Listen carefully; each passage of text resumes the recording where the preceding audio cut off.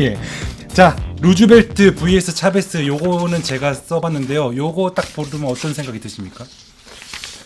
대법관 증언에 관한 이야기가 아닌가. 루즈벨트 차베스가요? 왜요? 근데 루즈벨트 대통령이 뉴딜 정책을 펴려고 했는데 이걸 갖다 사회주의 빨갱이 정책이다. 그랬죠. 이러면서 법원에서 소송이 걸렸단 말이에요. 그래서 대법관을 증언해서 이 문제를 처리하려고 했는데 아시는 게 많으니까. 예, 그랬는데 기묘한 일이 벌어졌어요. 실패했습니다. 예. 대법관 증언에 실패했죠. 그런데 또 놀라운 반전은 그 뉴딜 정책에 반대하던 대법관이 입장을 바꿔서 찬성으로 돌아선 거예요. 예. 그래서 합법화거든요. 그랬죠. 예. 하지만 아쉽게도 이 뉴스는 소비 쿠폰에 대한 뉴스입니다. 아, 그래요? 네, 저희가 맨날 그 얘기 하잖아요. 뭐 차베스. 네, 차베스 뭐 퍼주게 한다. 뭐 아니 그런데 차베스는 대법관 증언에 성공을 했어. 거기 또 했어요. 다 대법관 두 개가 있네요. 지금. 그래가지고 저기 대법원이 차베스 집권기간에 행정부에 반하는 판결을 단 한 건도 안 합니다. 진짜. 왕창 들려버렸거든. 네. 그래서 사법부 증언에 대해서 가장 대표적인 지도자가 2명이에요. 정말. 야, 전 농담하신 건 줄 알았는데 진짜 진지하게 그렇게 받아들이셨는데 같은데? 대법관 관련된 좀 그거 떠올린 건데. 이슈로. 하지만 그 뒤 문제는 또 뒤에 있고요. 첫 번째 뉴스는 이겁니다. 2차 소비 쿠폰이 오늘부터 어제부터죠. 신청이 개시됐습니다. 국민 90%의 1인당 10만 원 지급 이런 뉴스인데요. 정부는 22일 어제부터 전 국민의 약 90%를 대상으로 1인당 10만 원씩 지급하는 2차 민생회복 소비 쿠폰 신청을 받았습니다. 지원 대상은 가구 합산 소득 하위 90%인 시민으로 올해 6월 건강보험료 가구별 합산액이 선정 기준 이하인 경우에 해당합니다. 네, 이번에는 소득 상위 10%는 대상에서 빠졌죠. 이 기준에 대해서 교수님 어떻게 보고 계십니까? 저는 좀 역차별이라고 봐요. 역차별? 왜냐하면 그 소득 상위 10%가 보면 굉장히 어떻게 보면 세금을 많이 내시는 분이잖아요. 그렇죠. 근데 이번에 2차 소비 쿠폰이 지급되는 게 10만 원이거든요. 네. 근데 그 10만 원을 안 주려고 네. 굳이 이렇게 제외를 하는 게 좀 많나. 네. 세금도 많이 내시는 분들인데. 네. 그리고 이렇게 10% 걸러내는데 들어가는 행정 비용이 또 수십억 원이 들어가요. 네. 그렇기 때문에 그럴 것 같으면 그냥 다 넣어주면 되지. 근데 보수 진영에서는 복편복지하면은 잘 사는 사람들은 이재용한테 왜 주냐 뭐 이런. 아니 그러니까 이제 선별적 복지니 뭐 보편적 복지니 이렇게 예. 해서 예. 뭐 한 50%를 주는 게 있는데 이 10%에 들어가는 그 선정 기준이 문제가 있거든요. 네. 왜냐하면 예. 재산세 과세 표준이 12억 원인데 이렇다면 우리가 아파트 같은 경우나 주택이 시가가 한 38억 원 정도 돼야 되더라고요. 네. 그런 분들은 사실 잘 사는 분들이니까 빼도 되는데 금융소득이 1년에 2천만 원이 넘어도 해당이 돼요. 그렇다면 보통 우리가 이제 뭐 제 친구들도 보면 이제 은행에서 지점장 하다가 그만 나온 친구들이 한 수억 원 정도 모은 거 가지고 뭐 주식에도 투자하고 은행 예금에도 투자를 하는데 그렇게 되면 1년에 한 2천만 정도 넘으려면 한 7억 원만 있으면 되거든요. 예. 근데 그런 은퇴자들도 다 대상이 되는 거예요. 그렇다 보면 은퇴자들까지 이렇게 굳이 가려내서 알겠습니다. 이 소비 쿠폰 한 10만 원 어차피 그냥 어떻게 보면 국민 입장에서 볼 때는 그냥 꽁돈 받는 거고 네. 이제 다가오는 추석에 그냥 세뱃돈 받는 거나 비슷한데 네. 굳이 너희들은 잘 사는 사람들이니까 너희들은 은퇴해가지고 금융소득도 한 2천만 원 올리는 사람들이니까 빠져. 알겠습니다. 좀 이거는 좀 심하지 않나요? 줄라면 다 주지 왜 또 10% 좀 뺐냐 이렇게 추격스러워. 말씀 주셨습니다. 네. 사실 우리나라의 이 세제가 소득의 평등은 저는 꾸준히 개선돼 왔다고 생각합니다. 지난 30년 동안. 반면에 부의 불평등은 확대되어 왔다고 보여지거든요. 예. 이게 우리 사회 고질적인 문제인데 어떤 땀을 흘려서 그 대가로 받는 노동의 대가는 지금 굉장히 어떤 사회적인 어떤 정책의 효과로 많이 좀 좁혀졌다. 예. 지금 뭐 여기 회사에서 우리 부장님하고 네. 그 우리 기자님하고 월급 차이 이런 것들 옛날보다는 격차가 난 적다고 봐요. 적어졌겠죠. 아마. 그런데 예. 문제는 그 소득이 쌓인 부에서 격차가. 예, 여기서 이제 극심한 집이 있느냐 극화가 있는 것이죠. 그런데 자꾸 소득에 관해 가지고 이렇게 그 등급을 매기는 것보다 네. 재산, 부를 갖고 나누는 게 낫지 않나? 난 그게 합리적이라고 생각이 되는데. 저도요. 예. 하지만 이번엔 소득이 기준이었죠. 예, 그런데 어쨌든지 간에 이렇게 하면은 제 생각에도 일단은 일괄 지급을 하고 그다음에 나중에 이제 세금으로 걷는 국리를 해야죠. 네. 사실은 자꾸 이제 주면서 국가 재정에 빚을 내니까 이렇게 되니까 자꾸 뭔 어떤 거 차별을 해야 되고 무슨 저 차등을 두고 뭐 저번엔 지방하고 또 서울 차등을 뒀지 않습니까? 네. 그러니까 이런 식보다는 줄 때는 공평하게 주고 세금으로 걷어들일 때 연말정산이 있기 때문에 이런 걸 통해서 재배분을 해야지. 알겠습니다. 주는 단계부터 이렇게 차등을 두는 건 옳지 않다. 어허, 두 분이 비슷한 말씀 주셨고, 하지만 더 중요한 건 이제 세수 확대를 하는 방안을 마련하는 게 더 중요하다 이렇게 주셨는데 어쨌든 간에 저희가 1차, 2차 앞으로 3차도 나올 수 있을 것 같은데 계속 이렇게 10만 원씩 준단 말이죠. 이게 정말 우리 민생 경제에 어떻게 도움이 됩니까? 어떻게 보십니까? 그래서 일단 1차 소비 쿠폰이나 2차 소비 쿠폰 같은 경우는 지금 내수가 워낙 침체돼 있거든요. 예. 지금 우리가 뭐 전부 다 가게에 뭐 보면 하시는 분들이 다 장사가 안 된다고 아우성이기 때문에 저는 이 소비 쿠폰을 통해서 나름대로 소비 진짜 효과가 생겼다고 봐요. 왜냐하면 그 다니던 길가에도 보면 그래도 뭐 장사하시는 분들이 소비 쿠폰을 들고 와서 외식도 하고 뭐 안경도 사고 이러니까 예. 그런 부분에 있어서는 저는 효과가 좀 있다고 보이거든요. 이번 2차 때는 뭐 1차 때보다는 좀 적은 금액이긴 하지만 그런 소비 진짜 효과는 있는데 문제가 뭐냐면 이 소비 쿠폰을 사용하는 동안에는 흥청망청해요. 예. 근데 문제는 우리나라의 지금 내수가 기본적으로 침체되어 있는 상황이거든요. 그럼 이제 소비 쿠폰 사용 기한이 끝나면 어떻게 되느냐. 그럼 자영업자들이 소비 쿠폰이 이렇게 막 쓸 때는 장사 좀 되다가 소비 쿠폰이 이게 사용 시기가 끝나고 또 나면 장사 안 되고. 훅 떨어지잖아요. 그러면 무슨 일이 벌어졌냐면 소비 쿠폰 금단 현상이 생겨요. 금단은 그럴 수 있지. 우리가 담배를 피다 끊으면 어떻게 돼요? 금단. 더 미쳐요. 더 미쳐. 스트레스. 그러니까 소비 쿠폰 있을 때는 잘 되다가 안 되니까 소비 쿠폰 금단 현상이 그러네. 생기거든요. 그러면 또 이제 한 3개월 지나서는 빨리 내년도에 소비 쿠폰 풀어라. 소비 쿠폰 또 해달라고 할 거 아니에요. 왜? 기본적으로 저는 소비 쿠폰 풀어가지고 이 경제 위기에 빠진 이 대한민국 경제 살아나는 게 아니거든요. 네네. 만약 이것 때문에 살아난다 그러면 소비 쿠폰을 뭐 30조 해요? 한 300조 정도 풀어버리지. 안 되니까. 그걸로 해서 돈 푼다고 해가지고 내수가 어떤 내수 심리가 살아나는 게 아닌데 이 소비 쿠폰을 2번 쓰고 난 다음에 이제 이 사용 시간이 끝나고 난 다음에 그 이제 국가에서는 정부에서는 아마 마중물이기 때문에 이제 내수가 살아날 거라 하는데 저는 아직 그렇게까지 보지 않거든요. 단발적인 효과만 좀 기대해 볼 수 그럼 이제 있는. 소비 쿠폰 금단 현상이 나면 네. 내년에 한 3월 달에 네. 또 해달라고 막 아우성일 텐데 네. 그렇게 되면 이제 3개월 뒤에 지방선거가 있는데 또 주고. 이 지방선거 할 때 또 소비 주다 쿠폰 보면 풀면 우리나라 차베스 된다. 이게 매표 되는 거예요. 예. 그래서 우리 조상님들 그런 얘기했거든요. 보시면 그 걱정하시는 거죠. 멀리 있는 거고 예. 조상님들 그렇게 얘기하셨거든요. 흥청망청 쓰다 보면 네. 거짓골을 거짓골 면면한다. 거든요. 그래 지금 이렇게 흥청망청 쓰면 예. 차별성뿐만 아니고 그냥 가는 거예요 한 방에. 맞습니다. 그런 자, 말씀을 좀 드리는 거죠. 네. 못 면한답니다. 글쎄 한 방에 간다 그러시는데. 네. 그런데 이 문제는 네. 우리가 그렇게 어떤 드러나는 현상과 어떤 그 단기적인 효과만 갖고 따질 문제는 아니라고 보는 게 이게 길게는 코로나 때부터 시작된 이야기입니다. 그러니까 우리가 이제 그 외국의 경우에 비해서 자영업자 손실보상을 거의 안 한 나라거든요. 네. 그러면서 우리나라가 대출해줬죠, 우리나라. 예, 대출을 해주고 또 그다음에 그 윤석열 정부 3년간 긴축 정책을 폈어요. 그렇죠.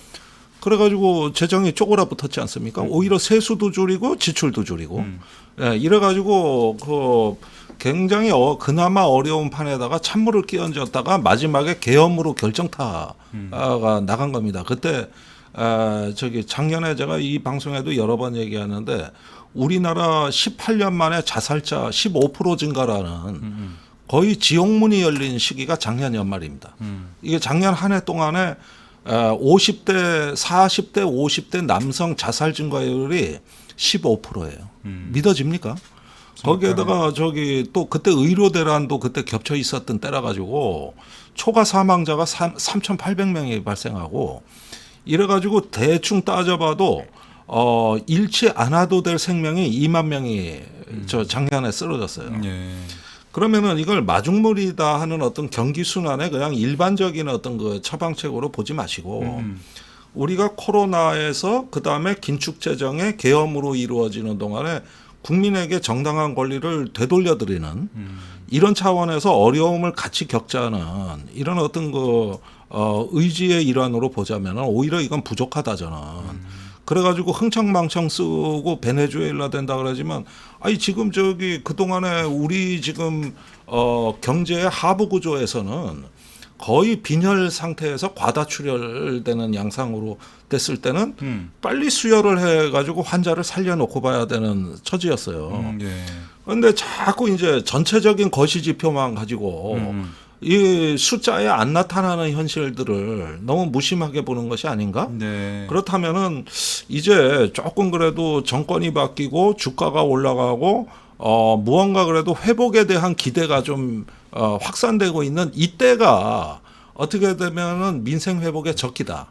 그래서 골든 타임을 놓치면 안 된다 하는 부분이고 네네. 다만 유감스러운 부분이 있어요. 뭐죠? 그거는 이제 우리 김 교수님 말씀대로 재정의 문제입니다. 재정. 이거는 국채를 발행한 거거든요. 네. 그러니까 이 부분은 분명히 우려가 되죠. 빚을 냈다는 그러니까 말 쉽게 말하면. 예, 자꾸 지금 얘기하는 건 쓰는 게 문제가 아니라 빚을 냈다는 것에 문제점에 주안점을 두셔야 되는데 쓰는 것 자체를 죄악시하고 오케이. 이게 맞습니다. 혼돈이 있거든요. 근데 쓰는 게 문제가 아니라 그 쓰는 돈이 어디서 나왔느냐 요걸 따지는 게 합리적인 것 같고 기승전 세수학대. 그러니까 중요하다. 이게 그렇죠? 국채 네. 발행인데 네.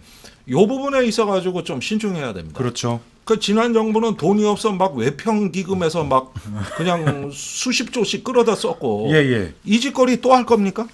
그러면 또 국채 발행할 겁니까? 그러니까 이런 부분에서 비정상적인 어떤 세수 결손을 다시 정상화하는 것과 네. 정당한 국민의 권리를 주고 회복시킨다는 것이 같이 가야 된다. 알겠습니다. 이게 제가 이제 예. 조금 진단에 좀 차이가 있는 게 예. 지금 자영업의 위기가요 코로나 때문에 생기긴 했어요. 그쵸. 좀 가중화된 건 있는데 맞아. 그 때문은 아니거든요. 원래도 왜냐하면 어렵긴 했죠. 기본적으로 우리나라가 다른 나라에 비해서 자영업 비중이 너무 높아요. 맞아. 너무 높아요. 그렇기 때문에 지금 이렇게 계속적으로 돈을 쓴다고 해서 되는 상황은 좀 아니거든요. 그렇기 때문에 저는 우리나라의 자영업이 얼마나 많냐면은 보통 우리 중장년 일자리가 청년 일자리도 얘기를 하지만 중장년 일자리 특히 은퇴 후 일자리가 없어요. 다 치킨집 차리잖아요. 그래서 다 치킨집 차리거나 네. 카페 차리거나 해서 다 망해요. 그렇죠. 그리고 난 다음에 그런 분들이 보통은 거의 뭐 삶의 나락으로 떨어져 공식이지, 버리거든요. 공식. 예. 그러니까 계속적으로 지금 우리나라 기본적으로 산업 구조적인 측면에서 맞습니다. 왜 이렇게 자영업 비중이 높으냐. 그럼 자영업이 많으니까 코로나라는 상황에 왔을 때 국가의 어떤 지원의 문제보다는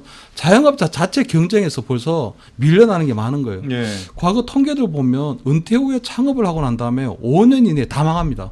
80몇 프로가 망해요. 그렇죠. 그렇기 때문에 그런 분들이 맞이하게 되는 어떤 삶의 그 부분이 있는 거고 또 하나는 보면 우리가 어느 정도는 이제 성장이 어느 정도 성장이 되다 이제 성장이 지체가 돼요. 예. 이제 저성장 어떤 구조가 이제 거의 그대로 이제 고착화 되는 상황이거든요. 그렇다면 이재명 정부에 들어와서 지금 당장 소비 쿠폰 한 번 또는 두 번 정도 쓰는 건 되지만 기본적으로 그러면 앞으로 5년 동안 이재명 정부의 경제 정책이 뭐다. 이 정도는 이제 100일이 지났으니까 보여줘야 되는데. 제가 짧게 갑자기 궁금한 게 이게 답을 저희가 안 보일 때는 글로벌 스탠다드가 어떤지 조금 보면 참고가 되지 않습니까? 어떻습니까? 해외에서도 좀 이렇게 저희 나라처럼 소비 쿠폰 이런 성격의 좀 민생 지원금을 좀 선진국들 유럽이나 미국 좀 주나요? 사례들이 있나요? 전 그게 궁금하더라고요. 예. 저기 다 옳으신 말씀인데 지금 어떤 경제는 외부 효과라는 용어가 있어요. 예. 경제 자체 예컨대 자영업자가 과대 공급이다. 네. 많다. 이런 건 다 경제 논리인데 최근에 와가지고 보니까 뭐 무슨 지정학 그런 게 막 그 코스피에 출렁이다가 팬데믹 예. 거기다가 트럼프 예. 계엄 예. 이러니까 우리나라 경제는 그 경제 자체적으로 풀어야 되는 문제도 있지만은 네. 이 경제 외부 충격이라는 게 유달리 요 몇 년 동안 심했던 것도 사실입니다. 그렇죠.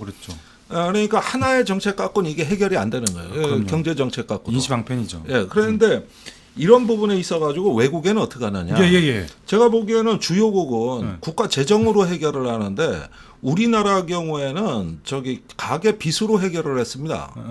그래가지고 지금 1,800조 가계 부채가 지금 폭발 직전입니다. 대출을 해줬다. 그렇죠. 그러니까 누가 빚을 지느냐 하는 주체의 문제가 있는데 우리도 시중에서 돈은 풀려야 되고 돌아가야 되는데 정부가 안 쓰면 어떻게 되느냐. 개인이 빚을 내는 거거든요. 그래서 가계 부채가 폭증을 한 거예요. 그렇죠.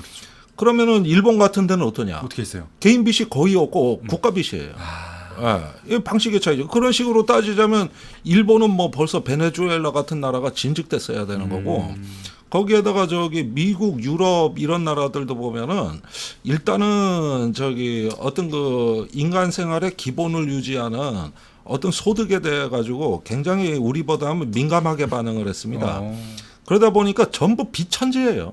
어. 그런 거에 비하면 저기 우리나라 경우에는 저 우리나라 외국에 국가 부채율 좀 비해서 낮은 편 아닌가요? 우리나라 이제 50%가 안 되니까. 그렇죠. 예. 근데 일본 같은 경우가 한 120%? 예. 그러니까 무슨 얘기냐면 빚이 한 1경 5천억 원, 그 정도. 1경 5천조.